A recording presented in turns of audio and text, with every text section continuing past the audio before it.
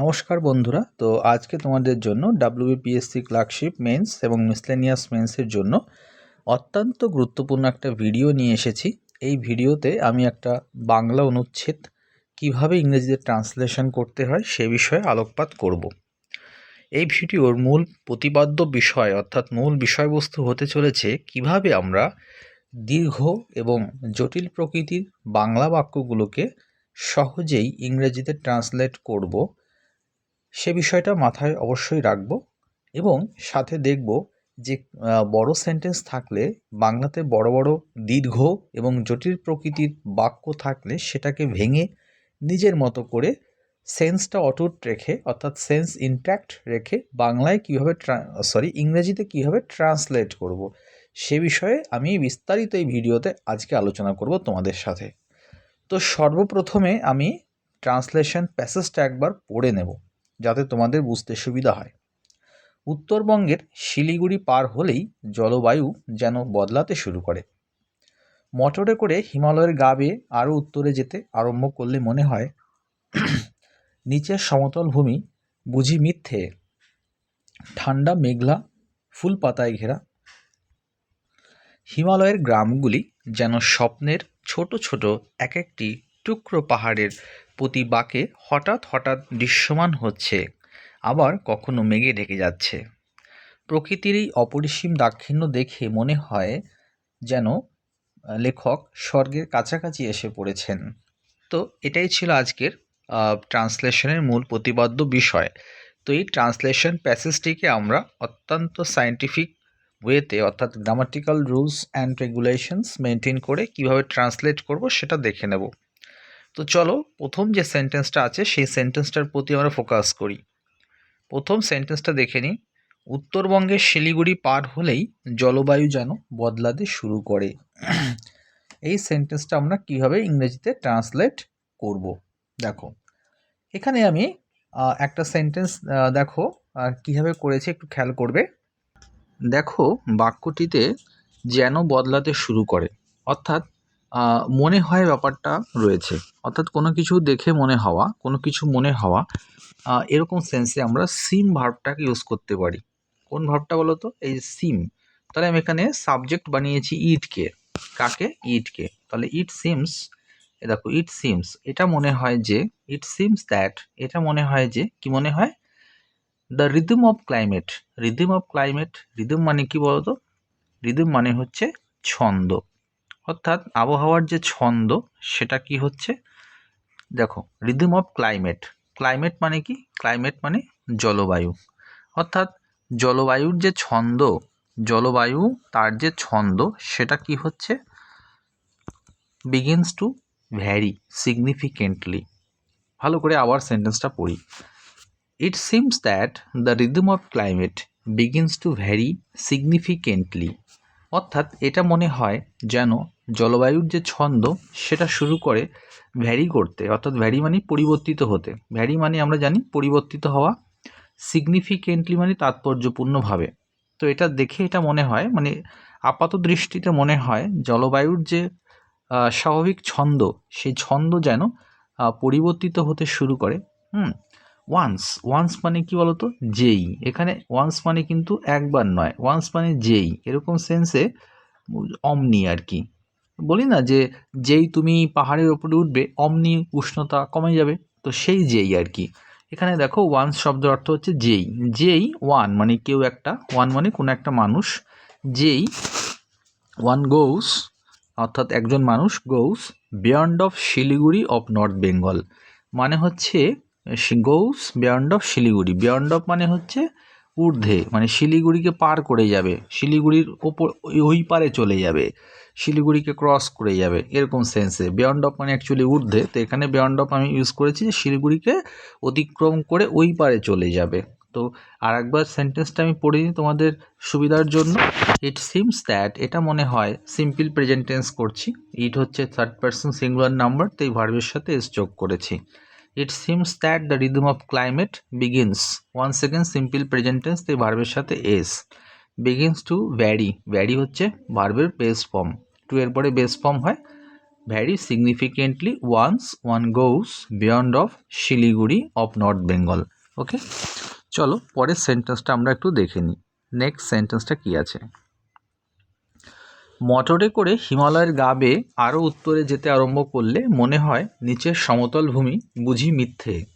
দেখো, সেন্টেন্সটা দেখে মনে হতে পারে অতিশয় দীর্ঘ একটি বাক্য, যেটাকে ইংরেজিতে ট্রান্সলেট করতে সমস্যার সম্মুখীন হতে পারে, তোমাদের সম্মুখীন হতে পারো তোমরা।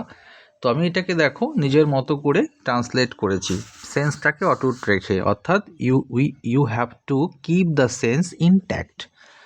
If you can keep the sense of the Bengali sentences intact, then you can translate, you can use different and various structures.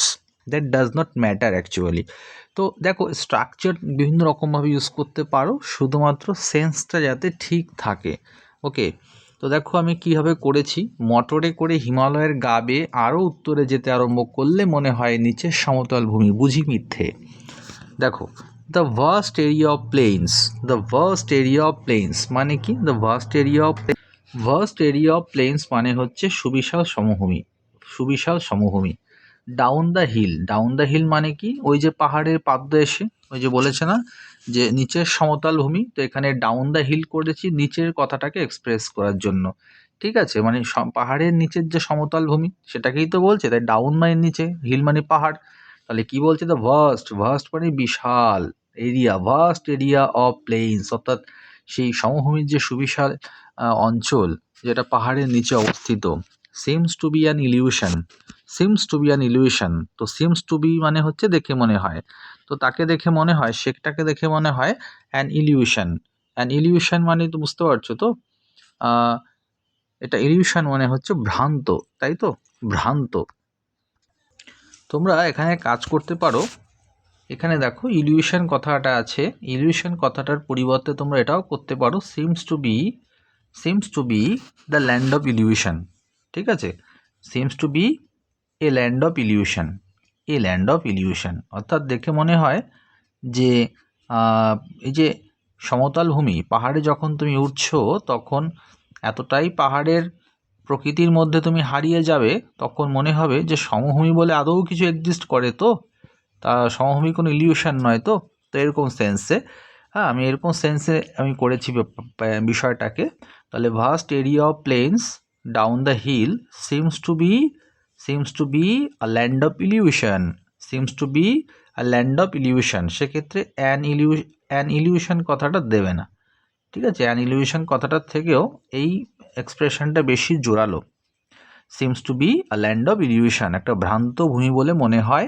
ঠিক আছে, ইলিউশন মানে ভ্রান্ত, ল্যান্ড মানে দেশ, তো একটা ভ্রান্ত ভূমি, অবাস্তব কোনো দেশ বলে মনে হয়। হোয়েন কখন না, যখন একটা ব্যক্তি, when a person set out মানে যাত্রা শুরু করা, সেট আউট হিজ জার্নি, অর্থাৎ তার যাত্রা শুরু করে অন মোটর সাইকেল, অর্থাৎ যখন একটা ব্যক্তি মোটর সাইকেলে করে, হ্যাঁ, হিমালয়ের যে পাহাড় আছে, হিমালয়ের পাহাড়কে ভেদ করে মোটর সাইকেলে করে তার যাত্রা শুরু করে, তখন যেন মনে হয় নিচের সমভূমি সত্যি একটা ভ্রান্ত দেশ, এই সমভূমি বলে কিছু এক্সিস্টই করে না আদতে। সেন্টেন্সটা আরেকবার পড়ি।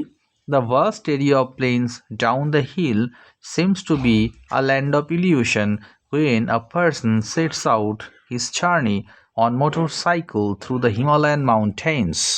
থ্রু মানে কি? মধ্য দিয়ে। হিমালয়ের যে মাউন্টেন্স আছে, হিমালয়ের যে পার্বত্য ভূমি আছে, সেই পার্বত্য ভূমির মধ্য দিয়ে সে যখন যাত্রা শুরু করছে, তখন তার কাছে এরকমটাই আর কি মনে হচ্ছে।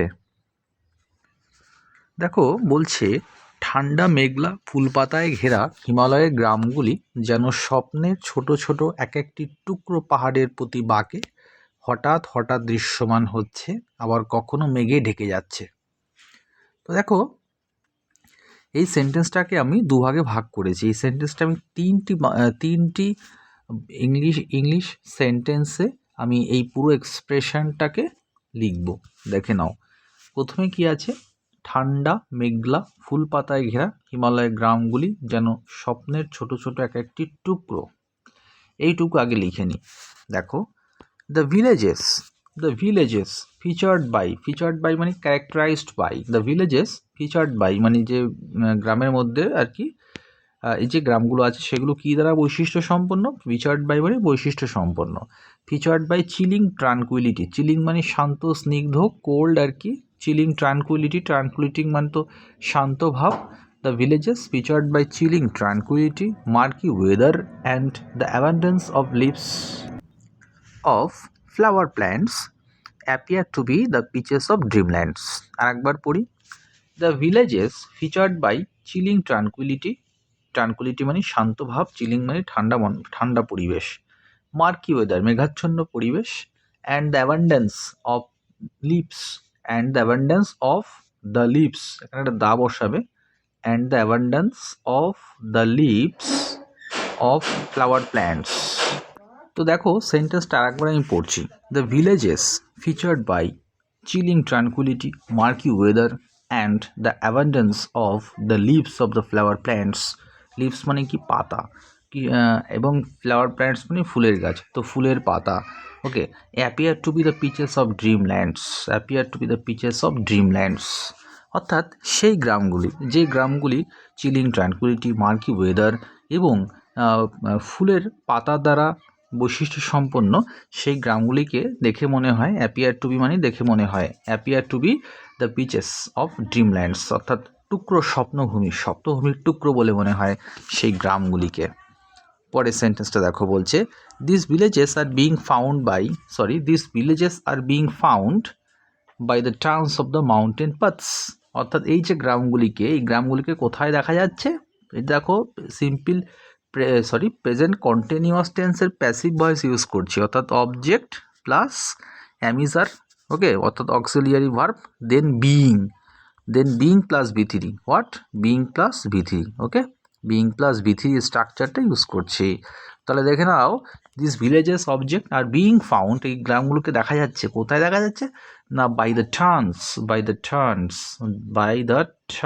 অফ দ্য মাউন্টেন পাথস, অর্থাৎ মাউন্টেন যে পাথস আছে সেই মাউন্টেন পাথসের যে টার্নসগুলো আছে সেখানে দেখা যাচ্ছে, টার্নস মানে কি বাঁকে, ওকে।